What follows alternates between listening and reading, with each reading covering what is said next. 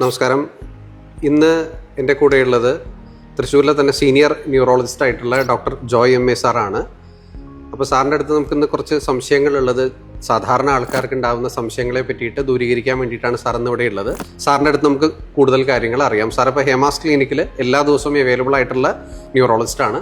സാറിൻ്റെ അടുത്ത് തന്നെ നമുക്ക് ചോദിക്കാം ഇന്നത്തെ കാര്യങ്ങൾ. നമസ്കാരം സാർ. സാർ, ആൾക്കാർക്ക് എല്ലാവർക്കും അറിയാം സ്ട്രോക്ക് എന്താണെന്നും, എന്നാലും കുറേ സംശയങ്ങളും പ്രയാസങ്ങളും ഒക്കെ പല ആൾക്കാർക്കും ഉണ്ട്. അതായത് ഇപ്പോൾ ഗോൾഡൻ പീരീഡ് എന്ന് കേട്ടിട്ടുണ്ട്, സ്ട്രോക്ക് എന്താണ്, ക്ഷീണം, തളർച്ച അങ്ങനെയൊക്കെ പറഞ്ഞ് കേട്ടിട്ടുണ്ട്. എന്നാലും സമഗ്രമായിട്ട് എന്താണെന്ന് അറിയാൻ നമ്മുടെ പ്രേക്ഷകർക്ക് ഒരു താല്പര്യമുണ്ട്. അപ്പോൾ അതുകൊണ്ട് എന്താണ് സ്ട്രോക്ക്, അതിൻ്റെ ഗോൾഡൻ പീരീഡ്, അതിനെപ്പറ്റി സാർ ഒന്ന് പറഞ്ഞാൽ നന്നായിരുന്നു. സ്ട്രോക്ക് എന്ന് പറഞ്ഞാൽ പ്രധാനമായും രണ്ട് രീതിയിലുള്ള അസുഖമാണ്. തലച്ചോറിലോട്ടുള്ള രക്തക്കുഴലുകൾക്ക് കുഴപ്പം വരുമ്പോഴാണ് സ്ട്രോക്ക് വരുന്നത്.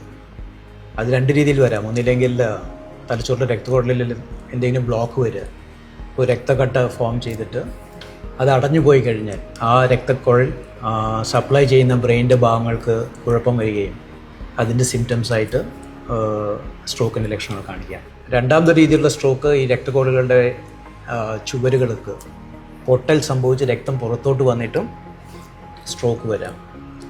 അപ്പോൾ രണ്ട് രീതിയിലുള്ള കുഴപ്പം കൊണ്ടും ഏകദേശം സിംറ്റംസ് വരുന്നത് ഒരേപോലെയുള്ളതാണ്. മിക്കവാറും നമ്മൾ സ്ട്രോക്കിന് പറഞ്ഞു കേൾക്കുന്ന സിംറ്റംസ് എന്താണെന്ന് വെച്ചാൽ പെട്ടെന്ന് വരുന്ന സിംറ്റംസാണ്. നമ്മൾ ഇത്രയും സമയം നോർമലായിരുന്നു, പെട്ടെന്ന് നമ്മുടെ ഒരു വശം തളർന്നു പോയി. പ്രത്യേകിച്ച് വലതുവശമാണെങ്കിൽ നമ്മുടെ വലത് കൈയും വലത് കാലും തളർന്നു പോയി, സംസാരിക്കാനുള്ള ശേഷി കുറവാണ്. അതെന്താ വരുന്നതെന്ന് വെച്ച് കഴിഞ്ഞാൽ ലെഫ്റ്റ് സൈഡ് ഓഫ് ദ ബ്രെയിനാണ് വലതുവശത്ത് ബലം നിയന്ത്രിക്കുന്നത്. ഈ ഇടതുവശത്തെ ബ്രെയിൻ തന്നെയാണ് നമ്മുടെ സംസാരശേഷിയും നിയന്ത്രിക്കുന്നത്.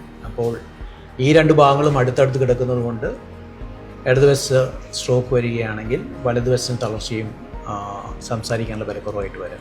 ഇതാണ് നമ്മൾ സാധാരണ ആൾക്കാർ സ്ട്രോക്കിനെ കുറിച്ച് ആലോചിക്കുമ്പോൾ വിചാരിക്കുന്നത്. എന്നെ പക്ഷാഘാതം എന്നാണ് മിക്കവാറും മലയാളത്തിൽ പറയുന്നത്. പക്ഷാഘാതം എന്ന് പറഞ്ഞു കഴിഞ്ഞാൽ നമ്മുടെ കൈയിലെയോ കാലിൻ്റെ തളർച്ചേനെയാണ് നമ്മൾ പക്ഷാഘാതം എന്ന് പറഞ്ഞ് ഉദ്ദേശിക്കുന്നത്.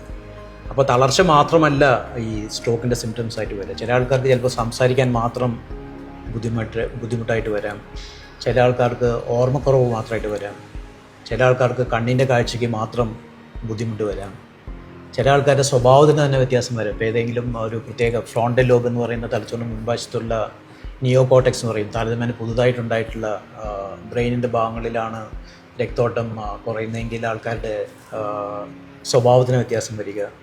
ഓർമ്മ നിയന്ത്രിക്കുന്ന ഭാഗത്താണ് പ്രശ്നം വരുന്നതെങ്കിൽ ഓർമ്മക്കുറവ് വരിക. അപ്പോൾ സിംറ്റംസ് എവിടെ വരുന്നതിനനുസരിച്ചിരിക്കും.